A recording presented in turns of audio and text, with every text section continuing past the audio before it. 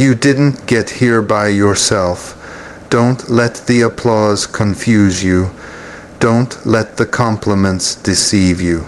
Because if you ever forget who brought you out, you might start thinking it was your strength, your intellect, your connections that got you through. But you know better than that. You know there were nights you cried yourself to sleep with no answers. You know there were days you walked through the fire and didn't smell like smoke. Not because of your will, but because of His grace. It wasn't the strategy. It wasn't the degree. It wasn't the people who showed up halfway through the fight. It was God who showed up before you even stepped into the ring. He was there in the silence. He was present when you were overlooked, when you were broken, when the doors slammed shut in your face. That's why you can't take the glory.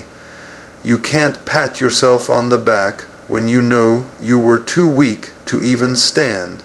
Something greater held you up. Something stronger carried you forward. Something holy kept pushing you when everything in you was screaming to stop.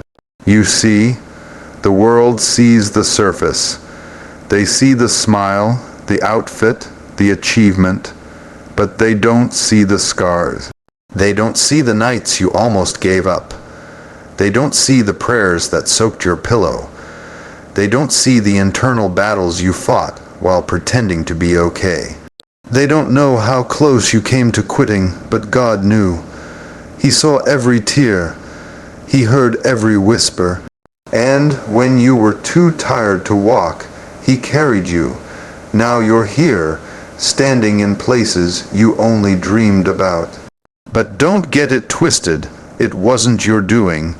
You're not the architect of your own escape. You're not the author of your breakthrough. You didn't part the sea.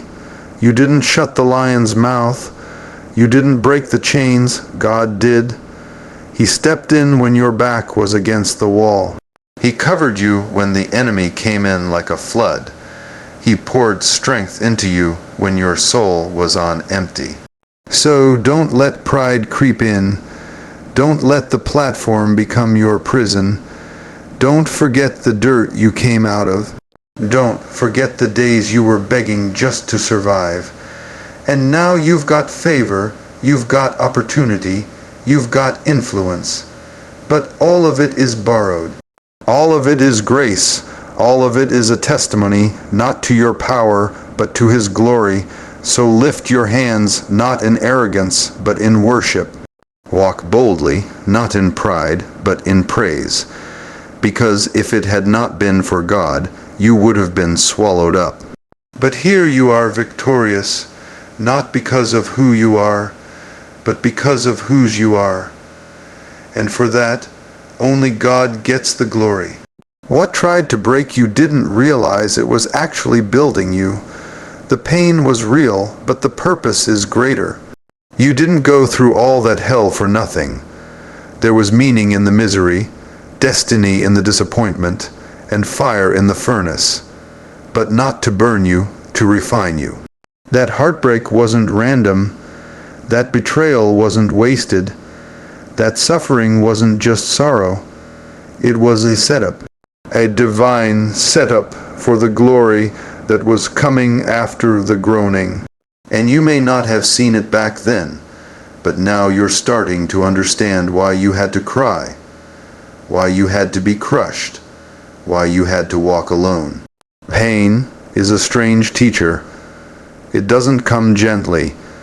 It doesn't speak kindly, but it gets the lesson across.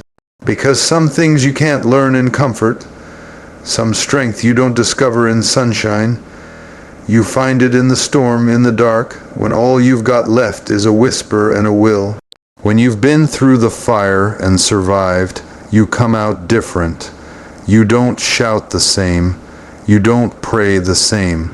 You don't praise the same because now it's not a performance. It's personal. You lived through it. You lost things in it. But you came out with power you didn't have before. You thought the pain was punishment, but it was preparation. God was shaping something in you that couldn't be developed through ease. You were being stretched, pressed, broken, and poured, but not to destroy you. To release the oil, the anointing doesn't flow from the untouched. It flows from the crushed. And yes, you were crushed. Life crushed you, people crushed you, circumstances squeezed everything out of you. But look at what's coming out now. Wisdom, resilience, vision, fire. You were not being buried. You were being planted. Don't despise the process. The pain you felt was God pulling greatness out of places you didn't even know existed. You were asking Him to bless you, and He was answering, just not in the way you expected. He wasn't punishing you, He was promoting you. He was making room in your spirit for the weight of the glory that's about to fall on your life. Because if you hadn't gone through the pain, you wouldn't have the capacity to carry what's coming. So don't hide your scars. Don't be ashamed of your journey. Tell the story, because somebody needs to know that what tried to kill them can actually be the very thing that brings them to life. Somebody needs to know that purpose can rise out of pain, beauty can rise out of ashes, and joy can rise out of mourning. You are not the same, you are better, stronger, wiser, and every step of the way God was turning your pain into purpose. That's why, in the end, only He gets the glory. Peace in the storm is not normal. Peace when everything's falling apart is not natural. That kind of peace doesn't come from your own strength. It comes from a presence that holds you together when life tries to tear you apart. A presence that wraps around your weary soul when you can't find a way forward. You should have lost your mind. You should have caved under the pressure. You should have drowned in the chaos. But someone kept you steady when everything else was shaking. It's not that the storm didn't hit. It hit hard. The winds blew, the rain came, the waves crashed. But while the storm was raging outside, there was a calm that began to rise on the inside. A quiet strength, a divine stillness, not because the situation changed, but because you were no longer facing it alone. That's the kind of peace that makes no sense to the world. It doesn't show up because the bills are paid, or the diagnosis is gone, or the relationship got fixed. It shows up in the middle of the mess, while the chaos is still loud, and somehow, you're still standing. People look at you and say, I don't know how you made it through that. But you know there was a presence keeping you anchored. You know there was a whisper in your spirit saying, *, be still. *, and it wasn't because the circumstances were easy. It was because the presence of God made you untouchable. You didn't avoid the fire, but you walked through it and didn't burn. You didn't escape the flood, but you rose above it. That's not survival. That's peace. It's a peace that guards your heart when betrayal stings. A peace that silences the anxiety when the future is uncertain. A peace that covers your mind when the thoughts try to overwhelm you. You didn't choose that peace. It chose you. It found you in your weakest moment. It showed up when the pain was screaming louder than the promise. And you may not have had all the answers, but you had that peace. And that peace was enough to carry you. That's why when others fall apart in what you stood through, it's not because you're stronger. It's because you were held by something greater. And when you've been held like that, you learn not to panic in the storm. You learn to trust in the presence even when the boat is rocking. You learn to praise while the lightning flashes, because that kind of peace doesn't just calm the situation. It calms * you. So let the winds blow. Let the storm rage. You know where your peace comes from. It didn't come from a paycheck, a person, or a position. It came from God, and the next time you're tempted to give the credit to yourself, just remember, you didn't hold it together. That peace held you. And that's why, now and forever, only God gets the glory. You didn't chase favor. Favor found you, but it didn't find you on the stage. It found you in the shadows. It found you while you were being faithful in places nobody clapped for, nobody noticed, nobody praised. You stayed consistent when it was quiet. You served when it didn't benefit you. You prayed when no one saw you. You showed up when others walked away. And while the world may not have seen your faithfulness, heaven did. Heaven recorded every sacrifice, every silent yes, every hidden tear, every time you chose obedience over popularity. That's why favor is falling on you now, because you were faithful then. See, people love the crown, but they forget the crushing. They love the stage, but they don't talk about the sacrifice. But God does. God honors the ones who stayed committed when it was hard. He blesses the ones who stayed loyal when it was lonely. He pours out favor on the ones who didn't quit when quitting would have been easier. You kept walking when it felt like nothing was moving. You kept giving when it seemed like nothing was coming back.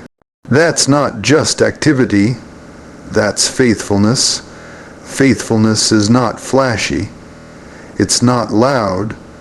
It's not always celebrated. But it's powerful. It's the quiet decision to keep going, to keep trusting, to keep believing, and that's what attracted the favor. Not because you were perfect, but because you were consistent. And now you're stepping into blessings you didn't even pray for, doors you didn't even knock on, opportunities you didn't orchestrate. That's favor, and favor isn't fair, but it is faithful. It's the reward for the seed you sowed in tears. It's the harvest of the prayers you thought were forgotten. It's the answer to the faithfulness you gave without expecting a return. Don't let anybody confuse your favor with luck. This isn't luck. This is legacy. This is what happens when God elevates the one who humbled themselves. This is what happens when heaven announces what earth tried to silence. And now that you're walking in this favor, don't get amnesia. Don't forget where it came from. Don't forget what you went through to get here. Favor is not the fruit of performance. Favor is the fruit of perseverance. It's God's way of saying, I saw you, I remember you, and now I'm rewarding you. So let them wonder why the doors are opening. Let them question how you got here. You know the truth. You were faithful when no one was watching. You were loyal when it cost you, and now you're not chasing favor, favor is chasing you. Because when you sow in private, God makes sure you reap in public.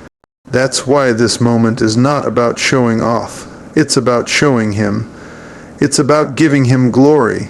Because every step you took in faith, every moment you endured in silence, has now become the platform where His power is revealed. And for that, only God gets the glory.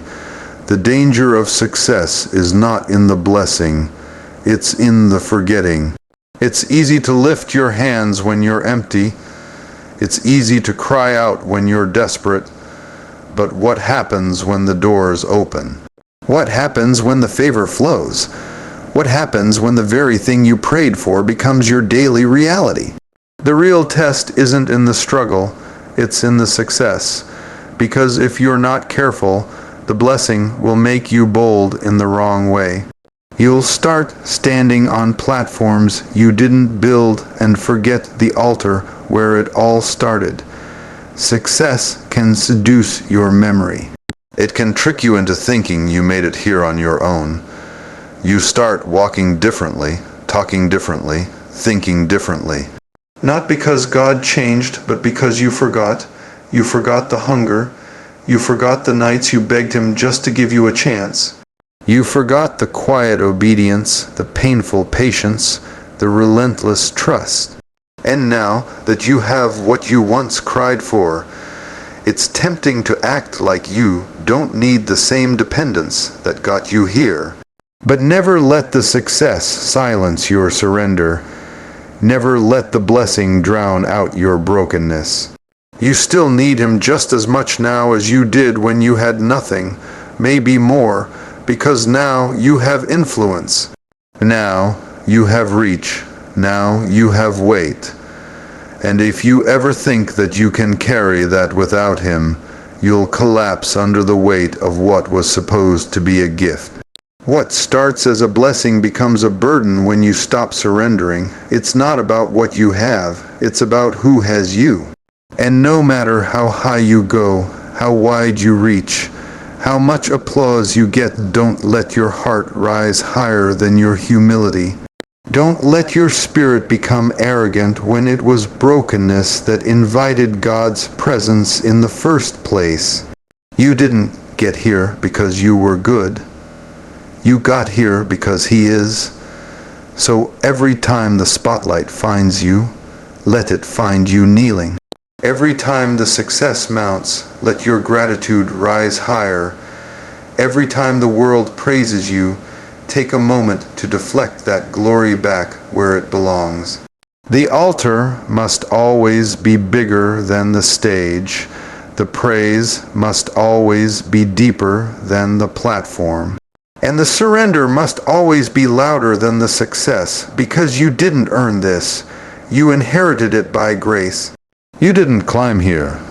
You were carried, and that's why your surrender can't be seasonal. It has to be constant. Because without Him, none of it matters. Without Him, the gifts are empty. Without Him, the influence is hollow. So bow again, submit again, worship again, not because you're desperate, but because you remember. You remember who did it.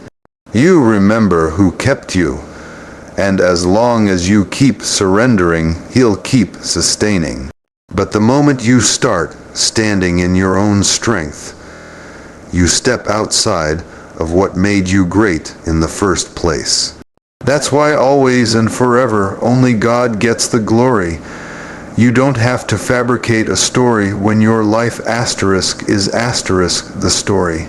Every scar you carry, every tear you cried, every mountain you climbed, every valley you crawled through, it's all a living, breathing testimony, not of your strength, but of His grace. People see where you are now, but they don't know what it cost you. They see the shine, but they don't know the shadow. They hear the laughter, but they don't know the nights you wept in silence. You've been through too much to stay quiet. You've seen too much to be silent. Your story isn't just yours, it's a weapon. It's a witness. It's a declaration that God still moves.